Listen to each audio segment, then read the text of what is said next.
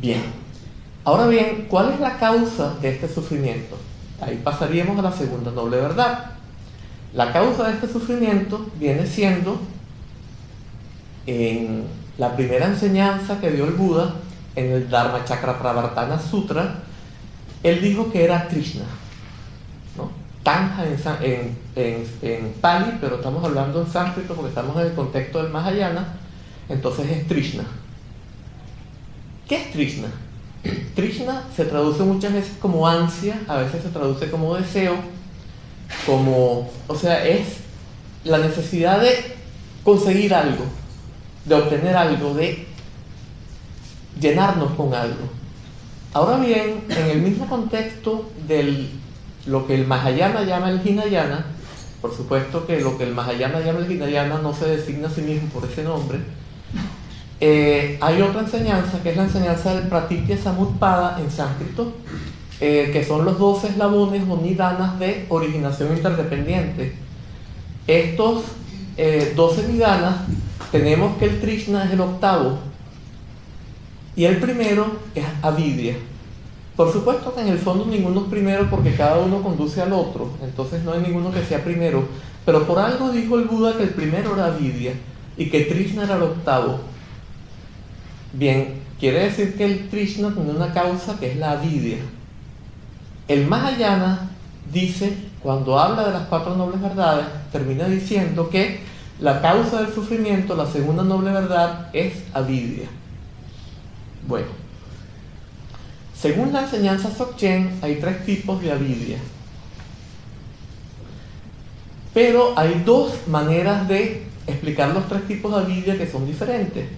Entonces vamos a combinarlas y hablar de avidya 1, avidya 2A, avidya 2B y avidya 3, ¿verdad? Ok. El primer tipo de avidya viene siendo simplemente el no reconocimiento o la ignorancia de nuestra verdadera condición.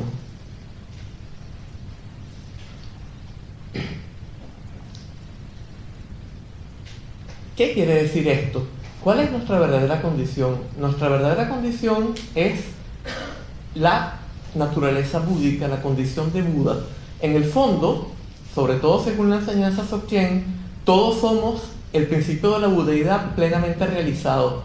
Lo que sucede es que no nos percatamos de esto, no estamos conscientes de esta condición. En otras palabras, somos la totalidad. En el momento en que nos sentimos separados de la totalidad, sentimos que se corta la totalidad, que yo soy un sujeto que está detrás de los ojos percibiendo un mundo externo, sentimos automáticamente una carencia de totalidad. Ahí está la carencia de plenitud a la que nos habíamos referido. Podemos explicarlo incluso en términos de la física actual, pero tenemos que tener en cuenta que esto es una metáfora y que esto no corresponde a la enseñanza, es solamente una manera de explicar para las mentes de esta época que están condicionadas por la ciencia. Por ejemplo, Einstein planteó que el universo era un continuo de energía. ¿Qué quiere decir un continuo? Un continuo es algo que no tiene ninguna interrupción. En el universo no hay ningún espacio vacío. No hay ningún espacio vacío que me separe a mí del universo, de lo que me rodea. No hay tampoco una sustancia distinta de ese continuo de energía que me separe de lo que me rodee, ni que separe este libro, así que hacemos propaganda, de lo que lo rodea. No hay ni una sustancia de vacío que lo separe, ni una sustancia diferente del continuo de energía que lo separe. ¿Qué lo separa? Mi percepción. ¿Qué me separa a mí del universo? Mi percepción. Yo siento que yo soy alguien que está como una especie de res cogitans cartesiana, si queremos ser filósofos, o de alma cristiana, que está detrás de los ojos conociendo un mundo externo que le es ajeno y que pertenece a una dimensión diferente, que es una dimensión material, y que está este principio totalmente espiritual, totalmente mental, distinto del universo, distinto del mundo físico, que lo conoce. Y puesto que el universo es un continuo de energía que no tiene ningún espacio vacío y que como tal es total plenitud, experimentamos carencia de plenitud. Entonces siempre tenemos esta carencia de plenitud desde el instante mismo en que nos experimentamos como un perceptor separado del universo.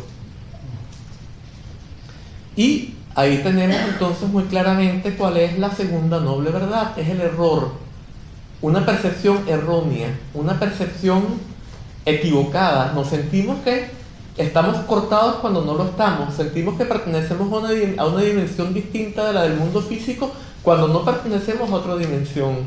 ¿Qué es lo que perciben nosotros? Lo que perciben nosotros es también algo que es producido por impulsos electroquímicos que pasan por nuestras neuronas del cerebro y que son parte de ese continuo de energía, todas ellas. Entonces es absolutamente injustificado pensar que hay algo de una dimensión totalmente diferente que está en sí mismo cortado del universo. Es el error de sentirnos cortados del universo lo que hace que sintamos esta carencia de plenitud, y es aquello también que hace que rechacemos ciertas cosas. No podemos aceptar indefinidamente. ¿Por qué? Porque cuando estamos aceptando y tenemos placer, nos acostumbramos al placer y esto hace que dejemos de aceptar, es lo que ya explicamos. Y tampoco entonces, o sea, no hay manera de que podamos hacer el placer perenne. Entonces, el placer automáticamente va a dar lugar a la indiferencia. La indiferencia la vamos a conceptuar como aburrimiento y la vamos a rechazar, y esto va a dar lugar al dolor. Y esta es la rueda del samsara. Subimos hacia el reino de los dioses y bajamos hacia los infiernos, y estamos constantemente girando en esta rueda. Bueno, volvamos ahora a los tres tipos, porque yo me di cuenta de que estaba explicando el primer tipo de avidia, pero era importante primero explicar el por qué la avidia era la causa del sufrimiento. Ahora sí podemos explicar los tres tipos de avidia. El primer tipo entonces es simplemente el no reconocimiento de nuestra verdadera condición, la ignorancia de nuestra verdadera condición. Por ejemplo, cuando el Buda Shakyamuni estaba a punto de obtener el despertar, lo que traducimos por lo general como iluminación, bodhi es más bien más correcto traducirlo como despertar. Es como si estuviéramos en un sueño y despertáramos del sueño. Él estuvo en un trance meditativo extremadamente intenso, en el cual no había ni dualidad sujeto-objeto. Y en este estado no había percepción, pero tampoco no había sufrimiento activo, pero tampoco había reconocimiento de nuestra verdadera condición, de su verdadera condición, que es la verdadera condición de todos nosotros. Por eso, en ese momento, él no había despertado todavía. Es luego cuando aparece la estrella de la mañana, Venus, y él la percibe, y sale de ese trance meditativo y la percibe, pero la percibe de una manera no dual. No hay una estrella allá afuera y alguien detrás de los ojos que la está percibiendo, sino que se manifiesta una capacidad cognitiva que es totalmente no dual y que es capaz de manejar el mundo a la perfección. Es en ese momento que él tiene el despertar. Antes de esto no lo había tenido. Bien, este estado en la enseñanza Dzogchen, el estado en el que el Buda se encontraba antes de despertar, se conoce como Kunji en tibetano, que quiere decir base de todo. Y, por ejemplo, Jigme Limpa, que fue uno de los maestros más importantes de Dzogchen, predijo que los yogis en nuestra época iban a confundir este Kunji con el Dharmakaya. ¿Por qué? Porque es un estado totalmente no dual, pero no hay esta capacidad cognitiva que es capaz de aprehender el mundo perfectamente y responder a todas las situaciones de la vida. Entonces, en ese estado no se puede ayudar a los demás seres, en ese estado se pierde la existencia humana y tampoco neutralizamos propensiones para alcanzar la budeidad total. En ese estado se nos está escapando el tiempo y no lo estamos aprovechando. Y si morimos en ese estado, no crean que hemos resuelto todo. Si morimos en ese estado, vamos a renacer igualito como un ser del samsara sin haber resuelto nada. Entonces ahí no hay liberación. Bien. Entonces, el segundo tipo de avidia, ¿cuál sería? El segundo tipo de avidia en general viene siendo un error, una confusión, que podríamos definirla como tomar aquello que no está dividido como estando dividido, tomar lo que es relativo como siendo absoluto, tomar lo que no puede procurar satisfacción como pudiendo procurarla, tomar lo que es transitorio como si fuera permanente, tomar una cosa por la otra. Una confusión de este tipo que podríamos explicarla de muchas maneras. Entonces, por ejemplo, sí, todos tenemos una nacionalidad. Me imagino que la mayor parte de vosotros sois españoles y si tienen que pasar a Nepal, les van a pedir el pasaporte, tienen que decir soy español. Pero una cosa es decir soy español sin sentir aquí en el pecho nada, y otra cosa es sentirme español. Y si dicen algo malo los españoles, reaccionan automáticamente con ira. Esto es error. Allí hay una confusión. Esto no es así. Esto es darle una importancia absoluta a algo que no la tiene, algo que es meramente relativo, una absolutización de lo relativo, y esto es una confusión. Bien, esta confusión, este error, podemos subdividirlo en dos partes. La primera sería el dualismo. La primera sería el sentir que somos alguien que percibe detrás de los ojos y que está separado del mundo físico. Y la segunda sería ya el sentir que esto es en sí mismo una estatua de Buda, que esto es en sí mismo un micrófono, que esto es en sí mismo un libro, cuando nada de esto ni siquiera está separado de todo lo demás. Lo que lo separa es mi percepción, y es lo que yo he aprendido lo que hace que esto sea un libro. Si aquí viniera un indígena de la selva del Amazonas y que nunca ha conocido un libro y viera esto, no vería un libro. Vería, quién sabe, o sea, vería algo allí, pero no tendría el concepto de libro. Hay la famosa historia esta de que los indígenas, no sabemos si es verdad, que no veían estamos en el Día de la Hispanidad, por eso a lo mejor es válido el ejemplo, ¿no? Que no veían las naves de Colón porque no estaban acostumbrados a algo semejante, no conocían algo semejante, y por eso dicen que no las veían.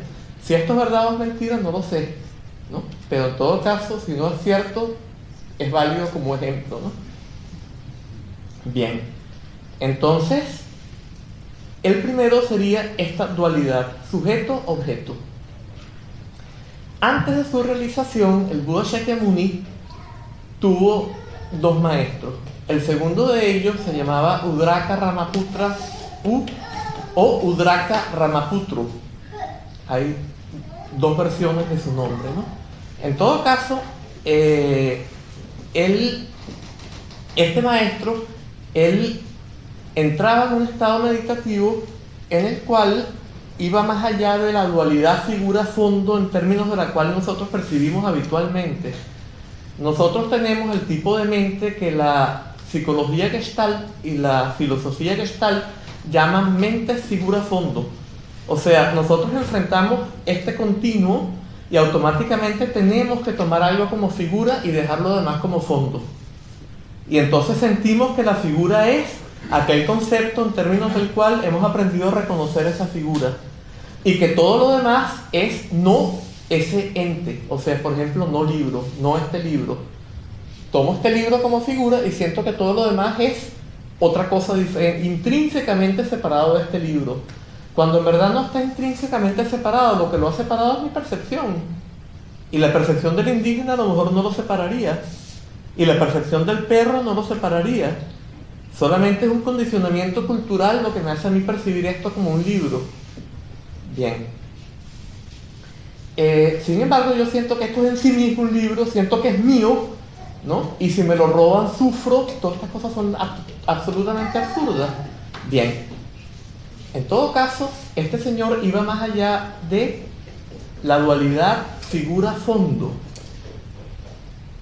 Estaba en un trance meditativo en el cual no distinguía figura y fondo. Eso se llama una contemplación sin forma. Pertenece al samsara, pertenece a esta rueda. Es la parte más alta de la rueda. En el budismo se habla de que hay tres reinos en el samsara. El reino sin forma, que es este estado totalmente más allá de la dualidad figura-fondo. Luego viene uno en el cual nos concentramos en una figura, pero de manera muy estable, y obtenemos un cierto placer muy sutil mental acá, producido por la aceptación de este calmar la mente, un placer mental muy sutil concentrado en la figura. Y luego el reino de la sensualidad, en el cual estamos oscilando entre las distintas pasiones. Entonces, en este estado, sin embargo, hay una dualidad sujeto-objeto. En esto se distingue del estado que identificamos antes, que es Kunji. Hay dualidad sujeto-objeto. Y el sujeto se identifica con ese objeto que es un continuo de percepción interminable. Podría decir que es la naturaleza búdica, podría decir que es la ta-ta-ta, que es la dharma-ta, que es cualquier concepto budista que haya aprendido, ¿verdad? Y se siente que él es esa cosa tan grande y deriva orgullo de ser esa cosa tan maravillosa. Pero lo que ha hecho es subir por la aceptación no puede durar siempre, ya lo hemos demostrado con el ejemplo de las plumas de ganso. Esto va a pasar, él va a caer de allí. El Buda abandonó a este maestro porque se dio cuenta de que él caía, lo poseían las pasiones y era un individuo normal cuando caía. Entonces cuando le pidió permiso para abandonarlo, él le dijo, ¿por qué me vas a abandonar? Y el futuro Shakyamuni no le quería decir, porque no quería ofenderlo. Pero tanto le dio que terminó diciéndole, y entonces lo poseyó la ira, y ahí le dijo, pues te das cuenta, por eso te abandono. Bueno, ahí cambió un poquito la historia para hacerla más pintoresca, ¿no? En todo caso, conceptuamos esa totalidad de maneras cada vez más sutiles hasta que la conceptuamos como algo que no puede ser conceptuado, y finalmente es el cuarto de los Arupa Lokas, de los reinos sin forma. La conceptuamos como algo que no puede ser conceptuado, ni siquiera como algo que no puede ser conceptuado. O sea, ya esto es casi como un trabalenguas, ¿no? Pero la estamos conceptuando de esa manera. Y nos sentimos que somos maravillosos porque descubrimos aquello que no se puede ser conceptuado ni siquiera como algo que no puede ser conceptuado. O sea que estamos derivando orgullo de esto. Ahí no hay solución. Esto es todavía peor que el Kunji, del que hablamos antes. De ahí por lo general caemos a los infiernos. ¿Por qué? Porque para estar en este estado necesitamos un alto volumen energético que entre a los centros superiores, y automáticamente esto quiere decir que no tenemos los filtros habituales de la experiencia. Y cuando caemos de ahí, vamos a sentirnos claustrofóbicos y vamos a rechazar. Y como no tenemos estos filtros de la experiencia, vamos a experimentar en su totalidad el dolor que dimana del rechazo. Entonces, por eso se dice que en general caemos de los reinos sin forma a los infiernos, es lo más común. O sea, ahí no hay solución tampoco. Por supuesto, es un descanso, pero es un descanso que después tiene una consecuencia terrible. Entonces, la única manera es liberarse de la rueda. Bien. El segundo tipo de avidia, entonces, es cuando conceptuamos este libro como siendo este libro. Entonces, este libro no me gusta y se siento incómodo. Ay, este libro me gusta y siento placer, ¿verdad? Y entonces, ay, yo quiero poseer este libro. Ay, yo quiero destruir este libro. Como la destrucción de la biblioteca de Alejandría, por ejemplo, ¿no? Es un mal ejemplo porque la mayor parte de la gente no es tan pasional acerca de un libro, pero sí acerca de muchas cosas. Y fíjense, la gente puede llegar a las cosas más raras. Fíjense lo que pasó con estos dos chiquillos que han muerto recientemente por Andalucía, ¿no? Y ahora se sospecha del padre, no sabemos quién pudo haber sido, pero las dinámicas pueden ser algo muy complejo, ¿no? Todo esto es producido justamente por este tipo, meramente por el conceptuar algo que automáticamente genera una pasión hacia eso que hemos conceptuado. Cuando el concepto es negativo, es rechazo. Cuando el concepto es positivo, es deseo o apego. Y cuando el concepto es neutro, es indiferencia, y hay muchos matices y muchas tonalidades de todo esto, ¿no? Entonces, con esto tenemos el segundo tipo de avidia completo. ¿Y cuál es entonces el tercer tipo de avidia? El tercer tipo de avidia es el no darnos cuenta de que el error es un error, el no darnos cuenta de que la confusión es una confusión, sino creer que esa es la verdadera condición de la realidad. O sea, que esto es en sí mismo un libro, que yo soy en mí mismo un individuo que está aquí dando una conferencia,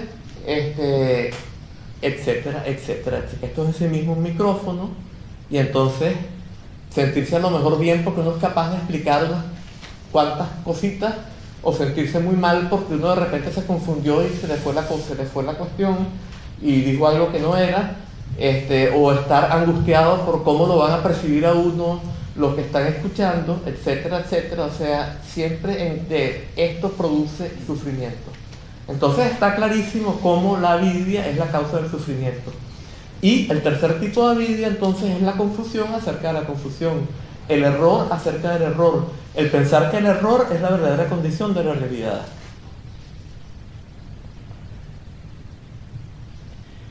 Hay otro aspecto normalmente no se explica como sufrimiento, pero podríamos incluirlo en el sufrimiento.